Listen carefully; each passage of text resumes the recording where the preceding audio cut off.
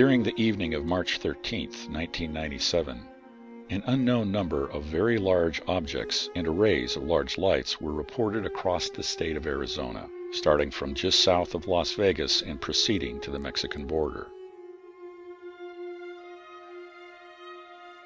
Objects from this event passed through the Phoenix metropolitan area between 8 and 8:30 p.m. headed south towards Tucson. Later sightings around 10 p.m. indicate the unknown objects were retracing their course back towards Nevada. While over 600 witnesses gave reports to City Councilman Francis Barwood, and reports numbering in the thousands were phoned into police, the FAA, and military bases. Other than a few grainy examples, no video or photos exist of these reports. One reason is that witnesses report being transfixed by the sight. Another is that, for the most part, they were brief.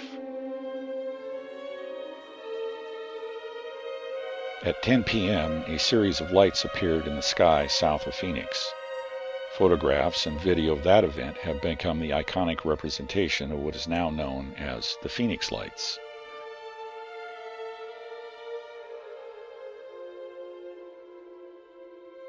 Triangulation of reports and images of that event places the lights in the sky well south of the valley, near the gunnery range at Gila Bend.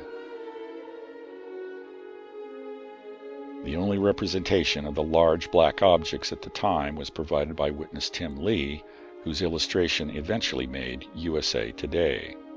In the wake of that event, then Governor Fife Symington held a press conference in which he mocked the press and the witnesses.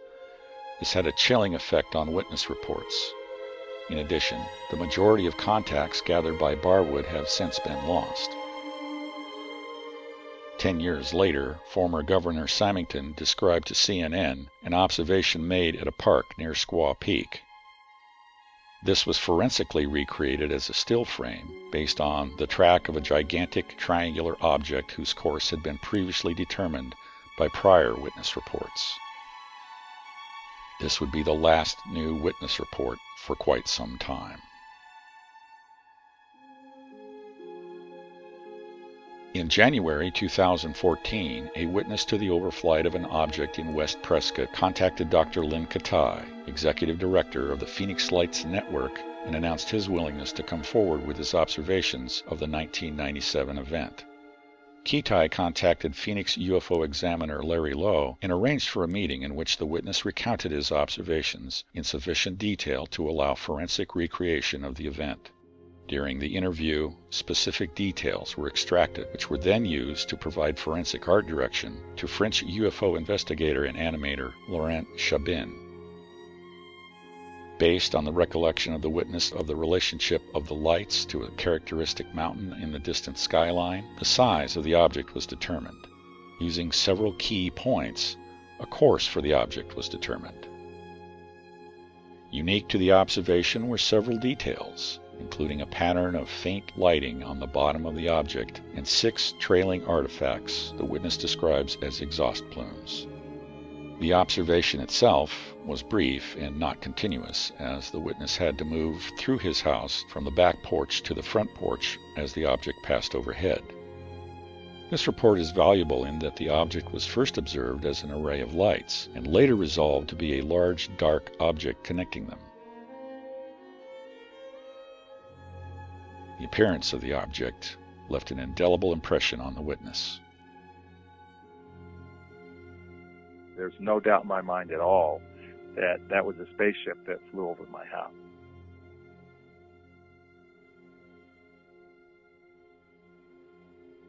What follows is a forensic animation of the details of the witness report based on the timing of key events. I was sitting there watching TV, and for some reason, I glanced up, and I saw what I thought were stars behind Granite Mountain that were in a line, and I thought to myself, gosh, what constellation is that? And it just sort of went out of my head, and I started watching TV. I don't know how much time passed, maybe 2 minutes, something like that. And I looked up again, and they were much bigger and much closer, and then I realized that these aren't stars. This is something that I need to walk out on the back porch and look at. I saw that they obviously weren't stars. And they were, at that point, I would say they had just come over the top of Granite Mountain. I walked through the laundry room, walked out on the back porch, and looked up, and they just kept getting brighter and closer. They looked just like lights coming. I couldn't figure out what it was. They were different lights than any lights that I'd ever seen before. And then they just continued to get brighter and bigger and closer. I didn't even really know that they were lights. They were a light source. There was something about them that they weren't really like headlights on a car or landing lights on a jet plane at the airport or something. Like I've sat down there on 48th Street when I was a kid and watched the jets come into Sky Harbor, and the landing lights are on, and you're sitting there watching them. And those lights, they're real bright white.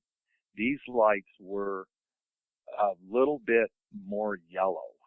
It's like a yellow cast, but they had a depth to them, like they really had strength. I saw the curvature of the front of the ship, and I could see the light like in its well.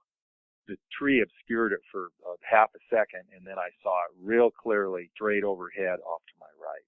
Right as the ship was going over, the light passed off to my right. That's when I saw the bottom, the belly of the whole ship. There was like a light grid. It was almost dancing to a beat, dim light, almost shadows behind.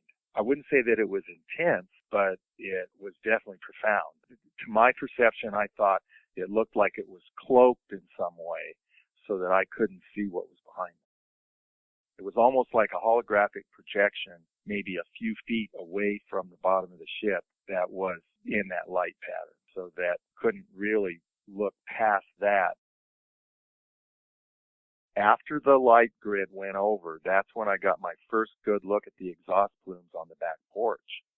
That's when I really saw them the best from the side, where I really could see all the colors of the rainbow, shaped kind of like a flag or a pendant coming out the back of the craft. They were just really cool looking. They had impulses of light within the plumes that were individual impulses of light. There was like a fish scale effect, all going back with the exhaust. And it also was weaving behind there like a snake. It was like a 3D, all happening at once.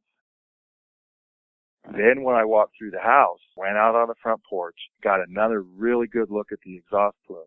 And then I could look up and I could see how many stars were just completely gone from the sky. And I realized that this thing was just about the size of downtown Prescott. I'm about a mile from downtown Prescott. Just covered up everything. Once I realized how large it was, it just faded off into the night just quite quickly. I wanted it to last longer. I wanted to see more of it. It just went away.